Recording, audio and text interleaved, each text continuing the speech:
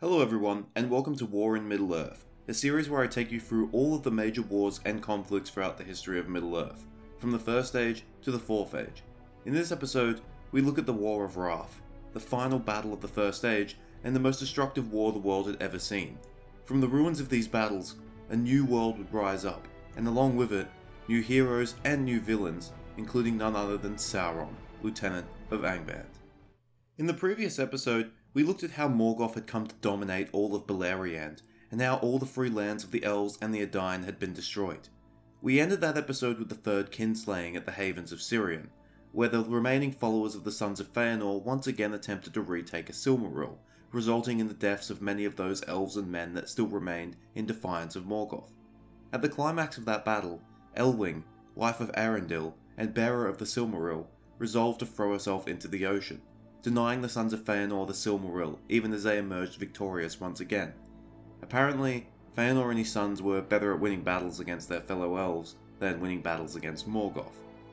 In other, more normal circumstances, this might have been the death of Eönwë, but that wasn't the case. Ulmo, Lord of Waters, the only Valar who had not entirely abandoned Middle-earth, gave Eönwë the form of a white bird, and she flew off in search of Arundel, who was still searching for a way back to Valinor. She eventually finds him, and Arundel finds it strange that a bird now carries the Silmaril, so he puts the bird in his bed, and bam, the next morning he awakes to find Eönwë there. They spend the next 4 years at sea searching for Valinor, which is a really long time, and finally they reach Valinor's shores in 542 of the First Age. Back home in Beleriand, things have gotten even worse, as the loss of the Havens of Sirion has now given Morgoth total control of Beleriand. Now, following the exile of the Noldor, Valinor was supposed to be hidden from Middle-earth, and returning was punishable by death. And yeah, the Valar are supposed to be the good guys.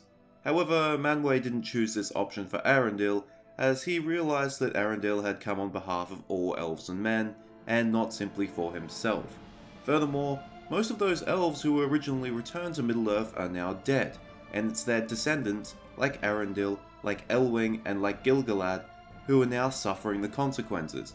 And although the ancestors of the Edain swore allegiance to Morgoth centuries ago, the Edain themselves have been faithful to the Valar ever since, and have lived and died in perpetual war with Morgoth.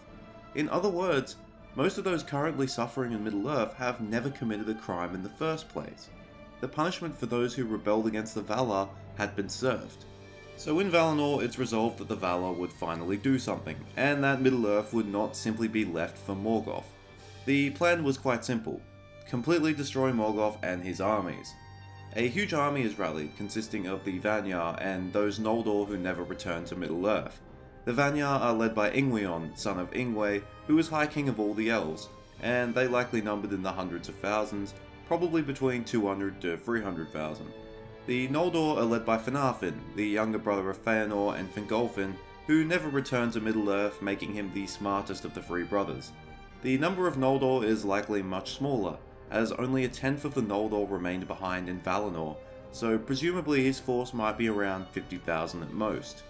This army is to be ferried across to Middle-earth by the Thalmari elves, although they refuse to take part in the actual battle as they haven't totally forgiven the first kinslaying at Alcalonde, perpetrated by Feanor and his sons. Overall command of the host of the Valar is given to Eönwë, Herald of Manwë, possibly the most powerful Maiar in existence. It's possible that a number of other Maiar or even some of the Valar such as Tolkien or Orome join the army, but they're never actually specified as being there. In Middle-earth, Morgoth's army has swelled to massive sizes, so large that the plains of Anfalglyph can't hold the entirety of his army. If I had to guess, I'd say his army could be anywhere between 500,000 to 1 million strong, although I would definitely lean towards the latter number. Alongside Morgoth's armies fight the Easterlings, those that betrayed the Union of Maedhros, as well as more of their kinsfolk out of the east. These likely make up a minority of Morgoth's forces, probably numbering no more than 40,000 or so. As usual, none of these numbers are canon, and they're all simply my estimates. Like some previous battles in Tolkien's canon, the War of Wrath has two versions, one featuring in the history of Middle-earth, and one featuring in the Silmarillion. The beginning and middle phases of each version is a little different, but the final phase of the battle is pretty much the same. I'll give the History of Middle-earth version first, as it's bigger and more expansive. In this version, the Maiar, led by Eönwë, land at the fallen havens of Eglorest in 545 of the First Age, which have been in Morgoth's hands for over 70 years. Morgoth seems to have been aware of the coming of the host of the Valar, so he contests the landings in the battle called the Battle of Eglorest. Nothing is known about this battle other than the fact that the Maiar emerge victorious. At some point after this, the remaining elves Anodine and Beleriand join the battle, but they are completely diminished around this time and probably only contributed a few thousand each at most. After the successful Battle of Eglorest, the rest of the host of the Valar lands, and begins pushing further east into Beleriand. Morgoth gives way, retreating eastward, but creates a defensive line along the length of the River Sirion and at the Pass of Sirion. The Sirion is the largest river in Beleriand and only has a few viable crossings, which Morgoth seeks to hold. A stalemate emerges for about 40 years, with neither side being able to get the upper hand. However, this changes in the mid-580s, and the host of the Valar breaks through, with battle spilling out all across Beleriand, from Sirion in the west to the Blue Mountains in the east. This battle is of titanic proportions and sees much of Beleriand completely ruined. The Silmarillion version is less detailed and far more condensed. The main difference in this version is that Morgoth is not expecting an assault from the west, mostly due to his pride and arrogance. As a result, the host of the Valar lands uncontested and battles erupt across Beleriand much earlier. This is where the two versions combine. After years of grueling war, the host of the Valar have pushed Morgoth's armies into Enfoulglyph and back towards Angband by 587 of the First Age. At this point, Morgoth is getting seriously worried, so he unleashes his final secret weapons, the Winged Dragons, led by Encalagon the Black. At this point in time, all dragons have been wingless and grounded, so the host of the Valar have no effective counter to winged dragons, and they are pushed back from Angband with heavy losses.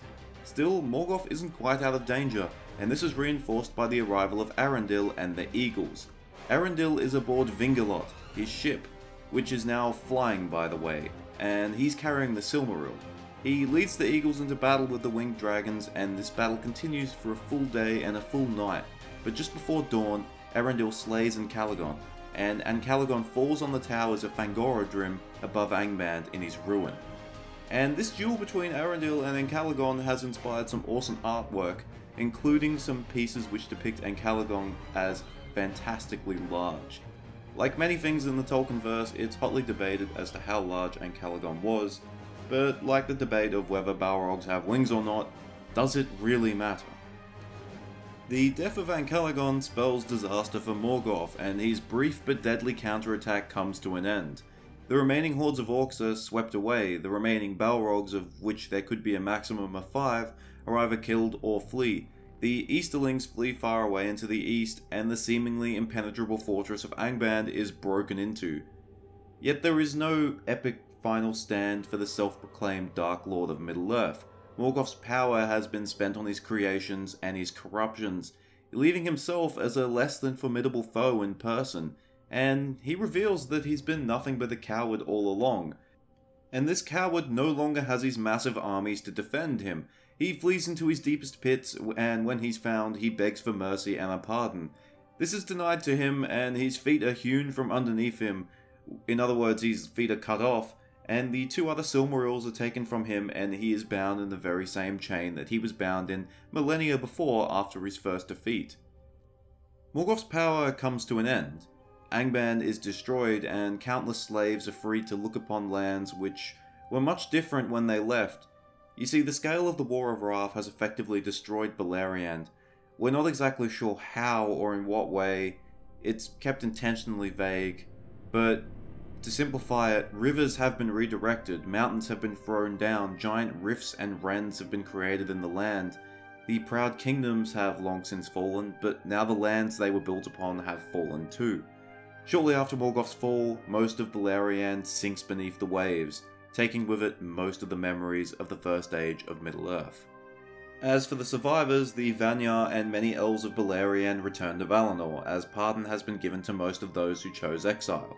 This pardon isn't extended to or accepted by all elves, notably Maglor and Maedhros, who steal the 2 Silmarils retrieved from Morgoth.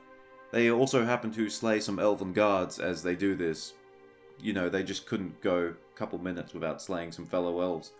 These Silmarils burn their hands, and Maedhros casts himself and the Silmaril into a chasm of fire, and Maglor hurls his into the sea and spends his years wandering the shores of Middle-earth singing songs of sorrow. Presumably, you could still find him there in the Third Age. A sad but possibly deserved end to the final sons of Feanor. Other elves, however, choose to remain in Middle-earth of their own free will. Gil-galad, Círdan, Celeborn, Galadriel, and Elrond most notably, and they instead go east and found new lands. Of the Edain, few remain, but they are rewarded with a new island for themselves, as well as numerous other gifts and blessings, including an extended lifespan. This island would be called Numenor, and spoiler alert, Numenor will play a huge role in the events to come. Men will no longer play second fiddle to elves. As for Morgoth, he is taken back to Valinor, beheaded, and his houseless spirit is thrown into the void. And that's about it. An ignoble end to an ignoble person. But that's not to make the mistake of saying that Morgoth was truly gone, because even though he would no longer physically walk in Arda, the pain and misery and evil he left behind were there for all to see.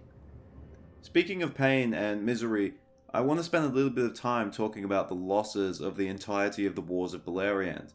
Deep in the Peoples of Middle-earth, the 12th book of the history of Middle-earth, some of Tolkien's notes give the starting population of Numenor as between 5 to 10,000.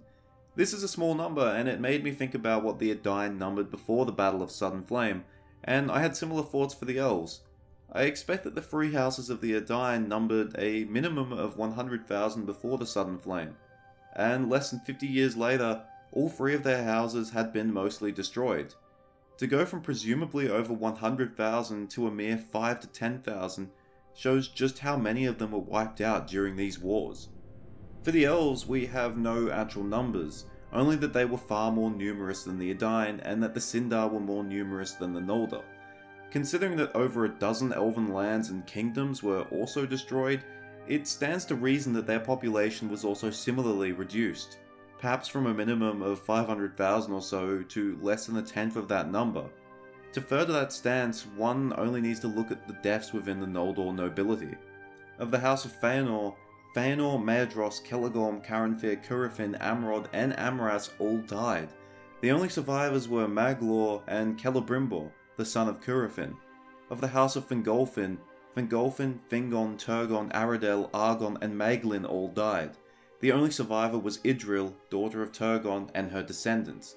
Of the House of Finarfin, Finrod, Angrod, Aegnor, Orodreth, and Finduilas all died. The only survivors were Galadriel and Gil-galad, the son of Orodreth. In other words, if you were an elf of Beleriand in the First Age, your chances of making it to the Second Age were exceedingly slim.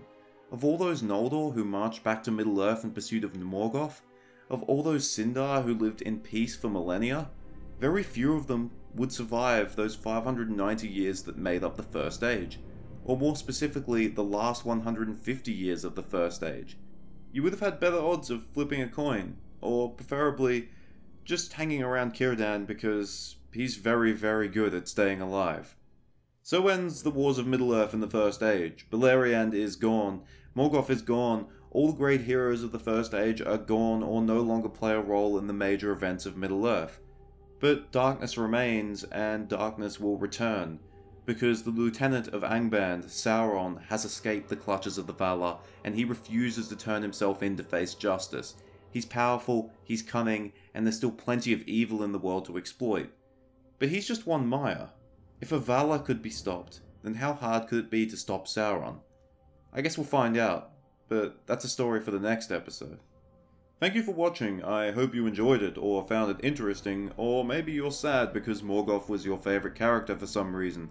And in that case, I won't offer you my condolences, because if Morgoth is your favourite character, then I'll suggest there's something maybe wrong with you. The Second Age is next, and with it will come more familiar territory for many of the viewers perhaps. Until then, cheers, stay well, and remember, if you're the Dark Lord of Middle-earth and your mighty fortress is collapsing around you, try to die with some dignity at least.